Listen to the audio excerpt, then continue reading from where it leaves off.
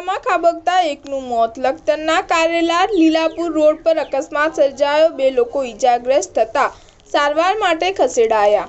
સુરેન્દ્રનગર જિલ્લાના લખતર તાલુકામાં માર્ગ અકસ્માતો દિવસે ને દિવસે વધી રહ્યા છે। ગત રાત્રિના સમયે લખતરના કારેલા ગામે માતાજીના માંડવામાં આવેલા 3 લોકો માતાજીના માંડવાનું કામ પતાવી લખતર પાછા આવી રહ્યા હતા ત્યારે કારેલાને લીલાપુર વચ્ચે પહોંચતા કારના ડ્રાઈવરે સ્ટીયરિંગ ઉપરથી કાબુ ગુમાવતા કાર રોડની ખાઈમાં ખાબકી હતી।